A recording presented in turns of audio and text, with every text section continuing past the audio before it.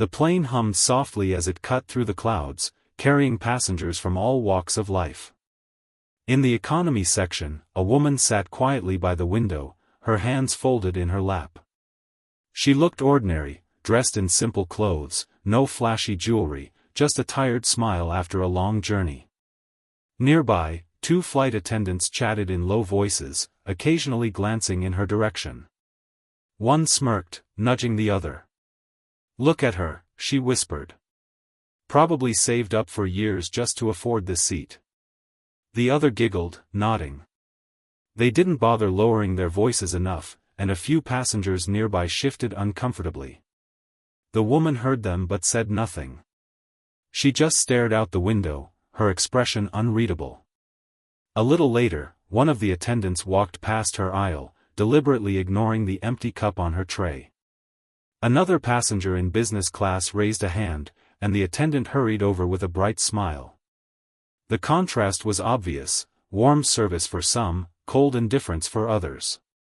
A man across the aisle noticed. He leaned over slightly. "Don't mind them," he muttered. "Some people forget decency when they wear a uniform." The woman gave him a small, grateful smile but still didn't speak. Then, the captain's voice crackled over the intercom. "Ladies and gentlemen, we'll be landing shortly. Please ensure your seatbelts are fastened." As the plane descended, the attendants moved briskly, collecting trash, except from the woman's row. One even sighed loudly as she passed, as if serving economy passengers was beneath her. The wheels touched down smoothly, and soon, passengers began gathering their belongings. The woman stood slowly, pulling a small, worn bag from under the seat. The attendants ignored her completely now, too busy chatting near the exit. But as the cabin doors opened, something unexpected happened. A tall man in an expensive suit stood at the gate, his sharp eyes scanning the crowd. The moment he spotted the woman, his stern face softened. He stepped forward, ignoring the gasps of recognition from nearby passengers. One of the flight attendants froze. That's the owner of the airline," she hissed to her colleague. The woman walked toward him, and without hesitation, he pulled her into a warm embrace. "You shouldn't have flown economy," he murmured. She laughed softly. "I wanted to see how your employees treat ordinary passengers." The attendants turned pale. Their whispers from earlier now felt like a death sentence. The billionaire's gaze flicked toward them, cold and unreadable.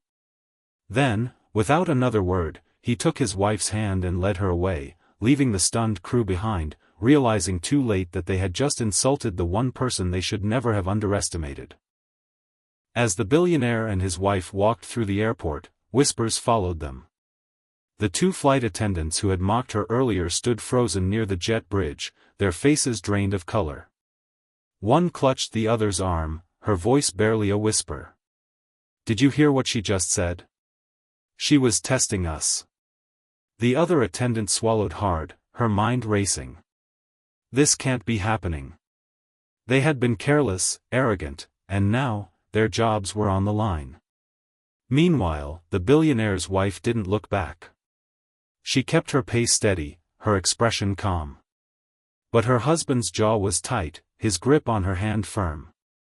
He had heard the stories before, complaints about rude staff, passengers treated poorly in economy, but he never expected his own wife to experience it firsthand. Once inside the private terminal, he turned to her.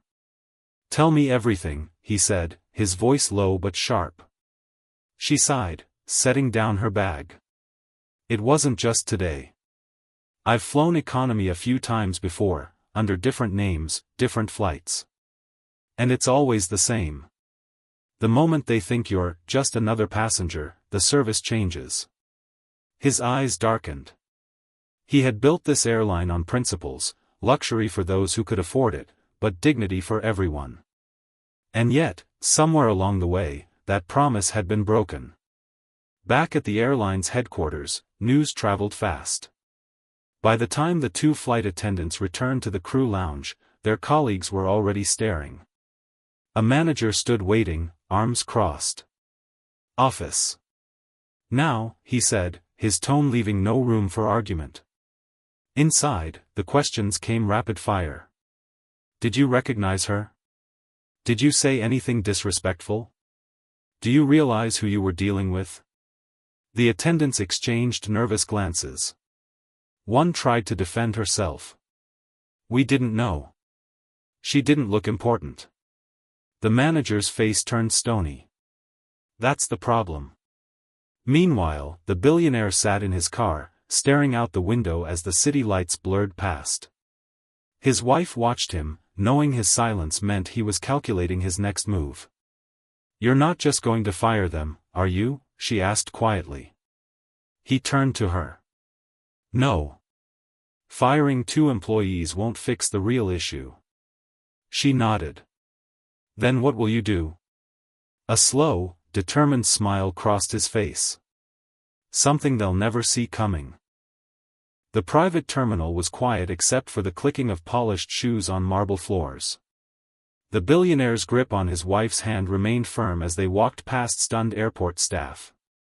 Behind them, the 2 flight attendants stood frozen, their smug expressions replaced by sheer panic. One attendant clutched the other's arm, her perfectly manicured nails digging in. That's impossible, she whispered. She was dressed like a normal person, her colleague finished, face pale. The billionaire didn't even glance back. But his wife turned slightly, just enough to meet their horrified stares with a calm, knowing look. Then she was gone, whisked away through doors marked "Private Access Only." In the back of a sleek black car, the billionaire finally spoke. His voice was dangerously quiet. How many times? His wife sighed, watching raindrops race down the window. This was the 3rd flight this month. Different airlines too. She turned to face him. It's always the same. The moment they think you're nobody special. The billionaire's jaw tightened. He'd built his empire on exceptional service at every level. Luxury for first class, yes, but dignity for all. Now his own wife had proven that promise was broken. His phone buzzed. The airline's CEO. He ignored it. Meanwhile, in the crew lounge, the 2 attendants were surrounded by whispering colleagues. Are you insane? A senior flight attendant hissed. You mocked passengers where anyone could hear? The younger one crossed her arms. We didn't know. She looked like Dash. Exactly. The senior attendant threw up her hands. That's the whole point. You treat every passenger like they own the airline because one day. She let the words hang as both offenders turned white. A manager appeared in the doorway. Conference room. Now. Back at corporate headquarters, the billionaire stood before a wall of screens showing real-time flight data. His assistant cleared her throat. Sir, the crew members in question have been suspended pending Dash. No. He didn't turn around. Not yet. His wife entered, now wearing an elegant pantsuit that somehow made her look completely different from the nobody in economy. She handed him a file. I took notes, she said simply. The billionaire flipped through pages of observations, not just about the rude attendants, but about the kind baggage handler who helped without being asked, the gate agent who calmed a nervous flyer. His expression darkened, then softened, then finally settled on something dangerous. Get me the board, he said. And cancel my afternoon. His wife raised an eyebrow. What are you planning? The billionaire finally smiled. An experiment. That evening, an email went out to all airline staff. Effective immediately, all employees from executives to ground crew will participate in mandatory customer service training. First session, tomorrow, 6 a.m. The alarm blared at 4:30 a.m., jolting the younger flight attendant awake. She groaned, slamming her hand on the snooze button. Customer service training at dawn, she muttered to her empty apartment. What a joke. Across town, her colleague was already applying makeup with shaking hands. It's just a stupid seminar, she told her reflection. But the pit in her stomach said otherwise. At 5:45 a.m., the airline's corporate training center buzzed with uneasy energy. Hundreds of employees milled about, pilots rubbing sleep from their eyes, baggage handlers in wrinkled uniforms, executives checking expensive watches. The two offending attendants sat together in the back row, trying to disappear. The lights dimmed. A screen lit up with security footage, clear as day, showing them smirking as they ignored the ordinary woman in economy. Their own voices rang out through the speakers. Look at her. Probably saved up for years just to afford this seat. The blood drained from their faces. The entire room turned to stare. Then the billionaire stepped onto the stage. No introductions needed, he said, his voice calm but carrying to every corner. You all know who I am. What you don't know. He clicked a remote. The screen changed to show hidden camera footage from dozens of flights, a montage of small cruelties. A laughing gate agent mocking an elderly passenger's accent. A baggage handler throwing suitcases. A first-class attendant rolling her eyes at an economy passenger asking for water. But here's what else you don't know. The footage changed again. This time it showed quiet kindnesses. A janitor helping a lost child. A reservation agent staying 2 hours late to rebook a stranded family. A pilot carrying an elderly woman's bag. The room was utterly silent. The billionaire walked to the edge of the stage. Today isn't about punishment. It's about remembering why we're here. He nodded to someone in the wings. To the attendant's shock, his wife walked out, but now dressed exactly as she'd been on that flight. Worn sneakers.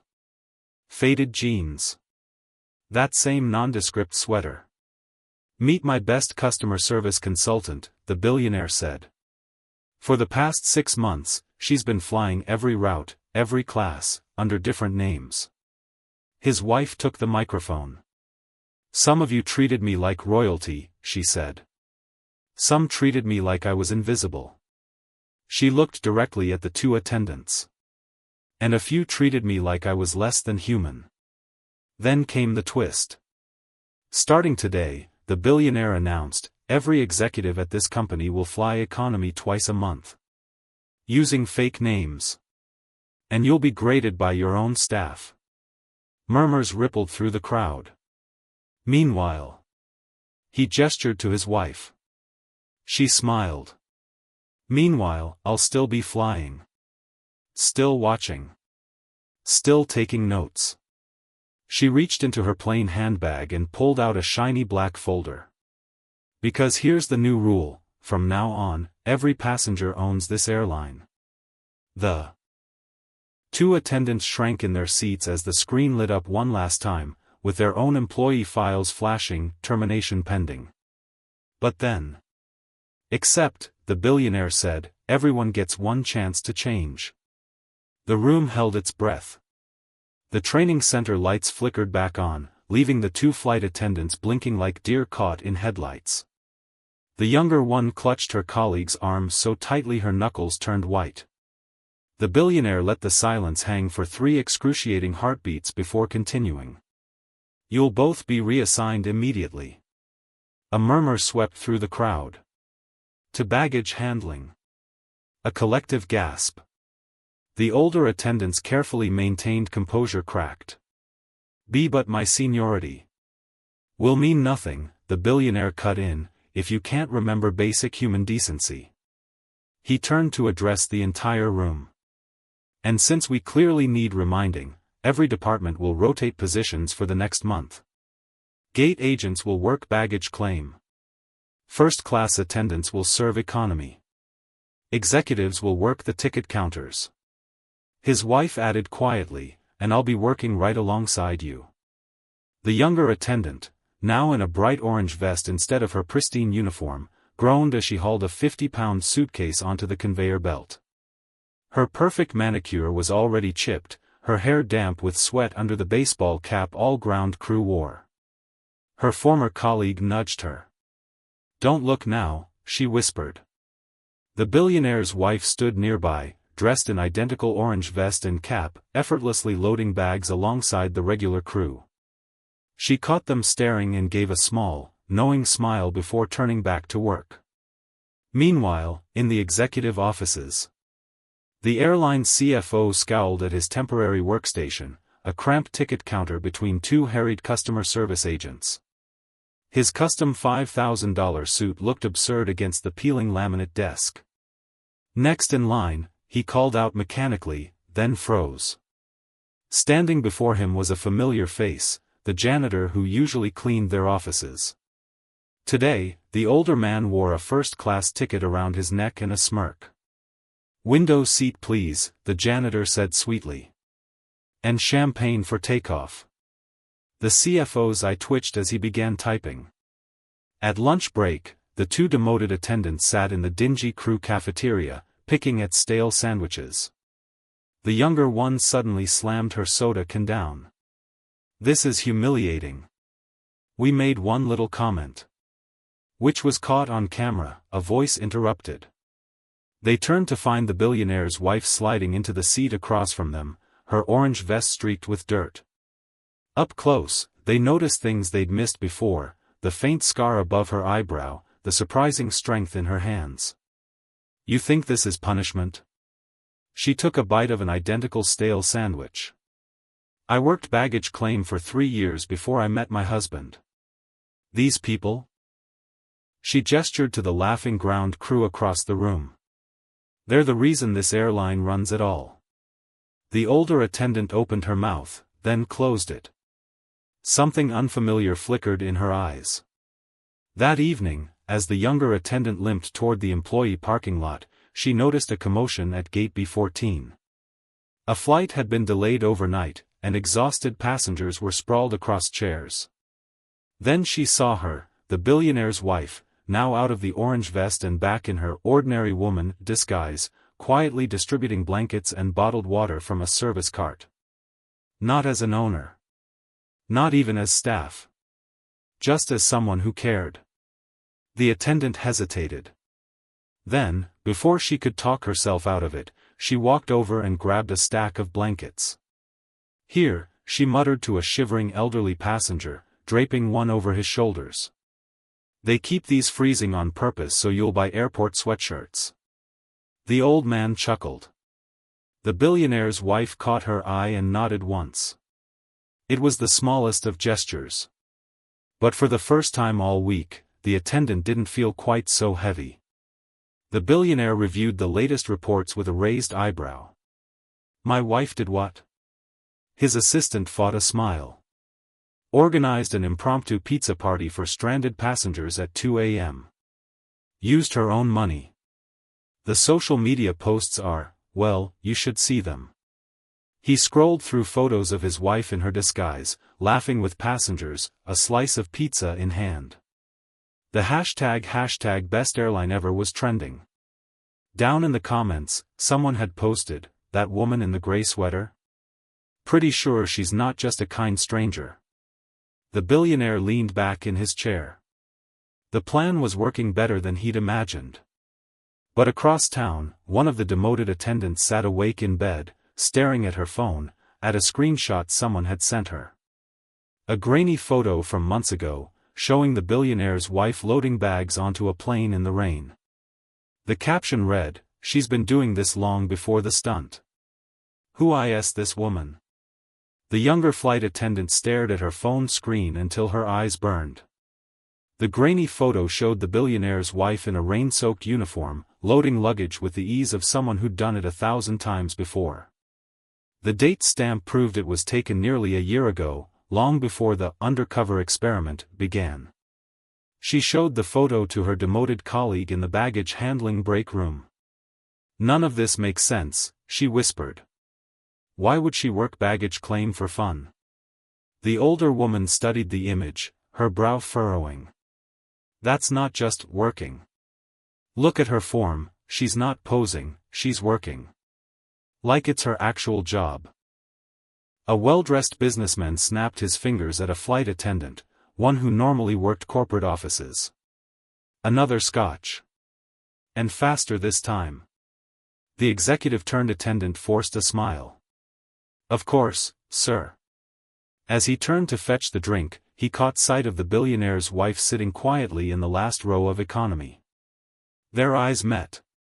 She gave him a small, knowing nod. Something about that look made his hands shake as he poured the scotch. Back in baggage claim, the two attendants were hauling suitcases when a commotion erupted near Carousel 3. A distraught mother screamed that her child's medication was in a lost bag. The airline's new policy required supervisors to handle such cases, but the nearest one was nowhere to be found. Before anyone could react, the billionaire's wife, still in her orange vest, stepped forward. "Flight number?" she asked calmly. "UA 447 from Chicago," the mother sobbed. Without hesitation, the woman grabbed a radio. "Medical priority on UA 447 baggage, tan hardcase with green straps." Her voice carried quiet authority. "Check the overflow from gate C12. Miraculously, the bag appeared within minutes. The mother hugged her tightly. "How did you know where to look?" The billionaire's wife just smiled. "Lucky guess." But the younger attendant had seen something the others missed, the way the woman's hands had flown over the baggage tracking system with practiced ease. That night, over cheap beers at an airport bar, the two attendants did something unthinkable. They Googled their boss's wife. Page after page showed the expected society photos, galas, ribbon cuttings, the occasional charity event. But then... Wait. The older woman zoomed in on a decade-old newspaper photo. That's her. The grainy image showed a much younger version of the woman, standing proudly before a small regional airlines counter. The caption read, "Employee of the Month, Customer Service Agent." The younger attendant's beer bottle slipped from her fingers. She wasn't just pretending to know the business. She came up through it. The billionaire studied the viral photos of his wife with the delayed passengers. His PR director beamed. "We're getting incredible engagement. Maybe we should make the undercover owner thing a regular." "No." The billionaire's tone left no room for argument. This wasn't a PR stunt. He picked up a framed photo from his desk, one few had ever seen. It showed a younger version of himself standing nervously at an airport ticket counter, being checked in by a smiling agent. The same woman who was now his wife. His phone buzzed. A text from her, "They're starting to figure it out. Time for phase 2. He typed back one word, "Now." The two attendants jumped as the billionaire himself appeared on the work floor, something none of them had ever seen. He walked straight to his wife and kissed her forehead, uncaring of the grease stains on her cheeks. Then he addressed the stunned crew, effective immediately, "All position rotations will continue indefinitely. Including mine." He shrugged out of his $10,000 suit jacket and hung it on a baggage cart. "Who's going to teach me how to drive a luggage tug?" As the crew erupted in nervous laughter, the younger attendant noticed something. The billionaire's wife wasn't surprised. She was beaming. And in that moment, the final piece clicked into place. This was never about punishing anyone. It was about remembering. The younger attendant sat alone on her apartment fire escape, watching planes take off. Her phone dinged, a message from the older attendant, "Look at this." A news article popped up. The headline, "Billionaire airline owner reveals humble beginnings as baggage handler." Her thumb froze on the screen. Because right there in the accompanying photo, standing beside her young future husband in the 1990s baggage claim, was a teenage version of his now wife, wearing the same orange vest they'd all been wearing this week. The younger attendant's hands trembled as she stared at the photo. The teenage girl in the orange vest wasn't just some random employee, she was her. The billionaire's wife had worked her way up from the bottom, just like everyone else. She scrolled further and gasped. The article detailed how the billionaire had started as a part-time baggage handler decades ago, long before his fortune. His future wife had been his trainer. None of this was an act, she whispered to herself. The two attendants arrived for their shift to find chaos. A massive storm system was grounding flights across the country, and stranded passengers were flooding the terminals. The shift manager barked orders, "All hands on deck. We've got medical supplies coming in for diverted flights, priority 1. As they scrambled to help, the younger attendant noticed the billionaire's wife directing operations with quiet authority. No vest, no disguise, just a radio in hand and a determined set to her jaw. Then she saw something that made her stomach drop.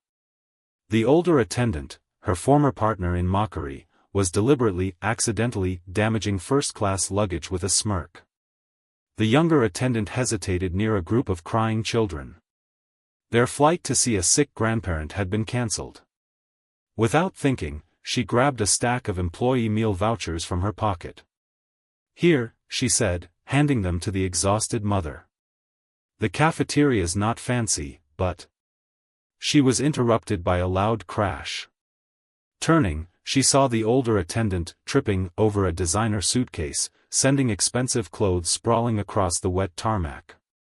The billionaire's wife appeared instantly. "My office.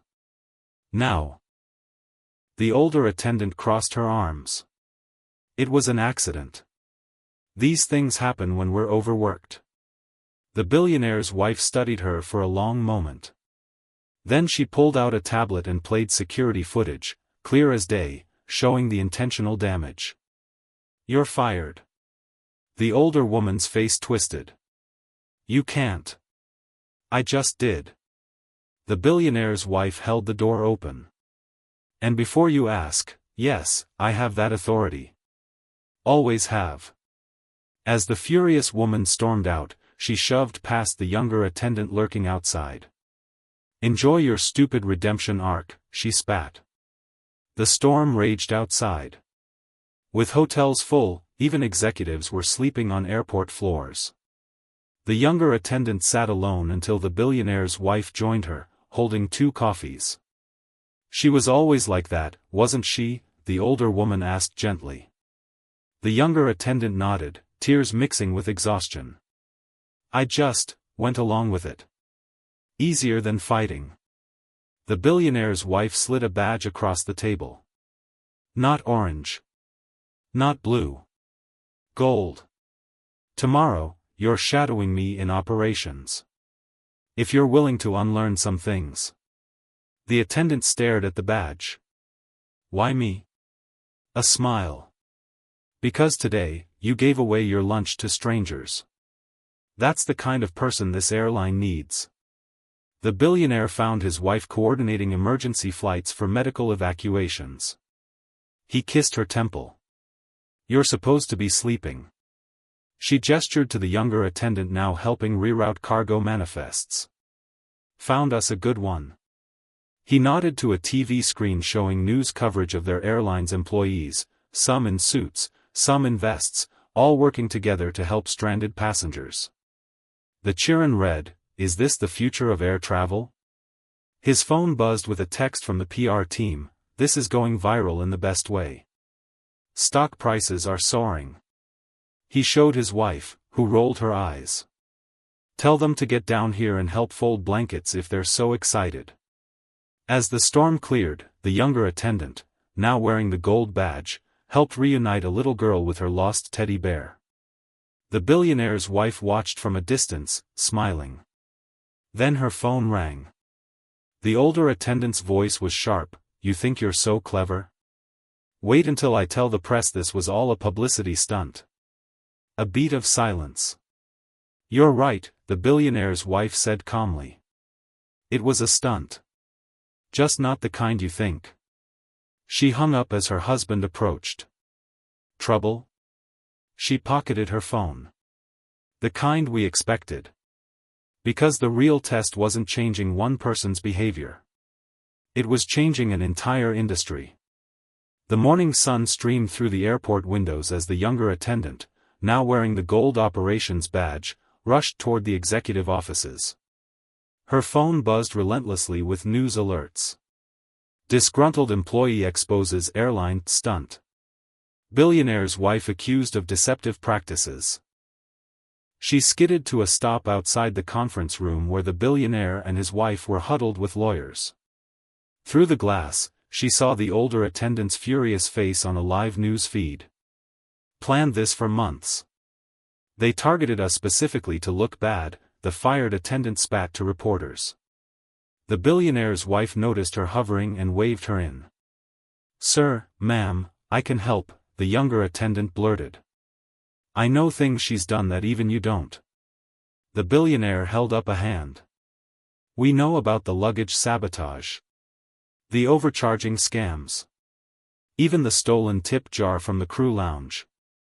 His wife added quietly, "We were waiting to see if she'd come clean during training." The younger attendant's mouth went dry. They'd known everything all along. Terminal C, 30 minutes later. Reporters swarmed as the fired attendant held court near baggage claim, gesturing wildly. "They think they're better than." Her tirade cut off as a surprising figure stepped forward, the janitor who'd been upgraded to first class. He spoke into a reporter's mic, his voice steady. "That woman," he pointed at the fired attendant, "told me last year that people like me shouldn't be allowed in premium cabins." A baggage handler stepped up next. She bragged about charging extra fees to non-English speakers. One by one, employees and passengers came forward, not defending the billionaire, but revealing truths the cameras hadn't captured. The fired attendant backed away as her own past words came back to haunt her. Corporate office, noon. The younger attendant watched the news coverage flip like a switch, from scandal to shocking exposé about the real airline culture. The billionaire's wife handed her a thick folder. "We need your help with Project Phoenix." Inside were plans to revolutionize the airline. Profit sharing for all employees. Free staff travel for family emergencies. A blind service system where passenger class wouldn't be visible to crew. The younger attendant gaped. "This is impossible." "Exactly why we need you," the billionaire said. "You know what doesn't work." His wife added, "And you've still got that chip on your shoulder about fairness. Don't lose that." Operations Center, 6 p.m. As the younger attendant pored over Project Phoenix, a notification popped up. The fired attendant was live on social media, crying about betrayal. She almost clicked away, then hesitated. Grabbing her coat, she headed for the door. Airport bar, 7:30 p.m. The fired attendant looked up, shocked, as her former colleague slid into the booth. "Here to gloat?" "No." The younger attendant pushed forward a single envelope. "A severance package. And a job offer at their new training academy, if you complete counseling." The older woman laughed bitterly. "Why would you?" "Because I almost became you." The younger attendant stood. "And she saw something better in me before I did." As she walked away, she heard the envelope being torn open. Control tower, midnight. The billionaire found his wife watching planes take off under a full moon. The board approved Project Phoenix. She smiled. "I know." He raised an eyebrow. "You already talked to them, didn't you?" "Of course." She leaned against the glass. "Funny thing, when executives actually work the flights, budgets get approved faster." Below them, the younger attendant walked across the tarmac, pausing to help a new hire struggling with a luggage cart. The billionaire's wife pressed a hand to the window. "There's our future." A violent summer storm raged outside as the now promoted attendant, now wearing the navy blue uniform of a senior operations manager, raced through the bustling terminal.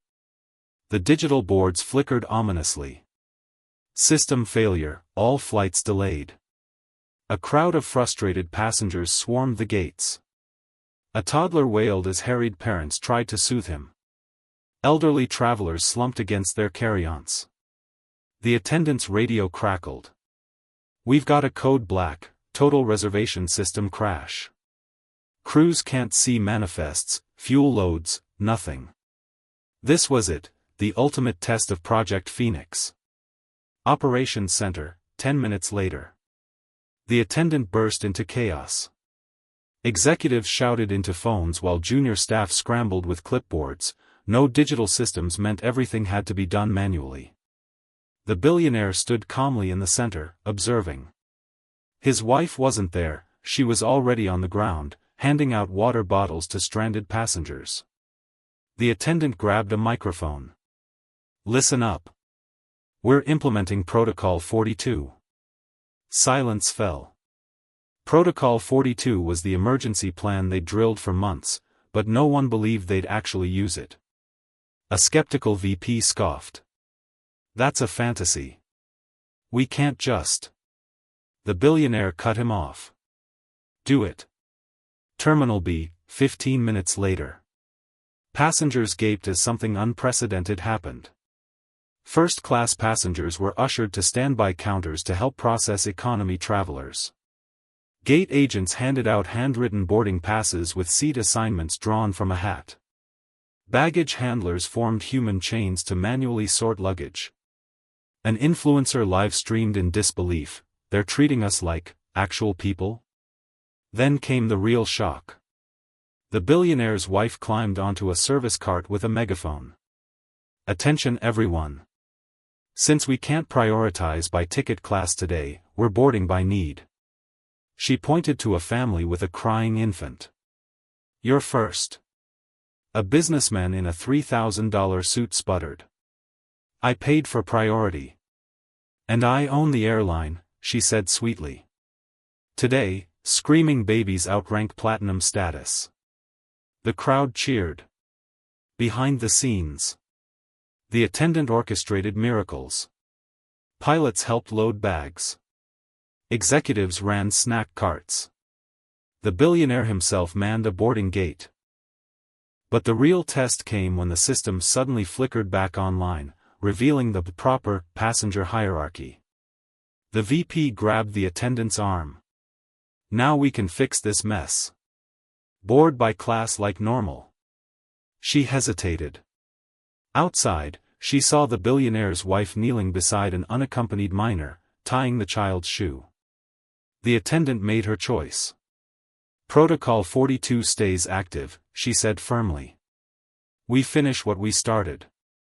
Next morning, corporate headquarters. The attendant braced for fallout as she entered the boardroom. Instead, she found the billionaire grinning at a news headline. Airlines, chaos response goes viral, stock prices hit record high. His wife winked at her. "Told you people would notice real change." The billionaire slid a single key across the table. "Our new West Coast base needs a director." The attendant stared at it.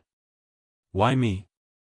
"Because yesterday," the billionaire said, "you proved Project Phoenix wasn't just policy." His wife finished the thought, "It's who we are now." Epilogue, 6 months later. On a sunny tarmac in Los Angeles, the now West Coast director watched her team execute a flawless emergency drill. No panic, no hierarchy, just people helping people. Her phone buzzed. A text from the billionaire's wife. "Remember the woman who mocked me in economy? She applied for our training program. Worth interviewing?" The director smiled and typed back. "Everyone deserves a second chance. But make her work baggage claim first."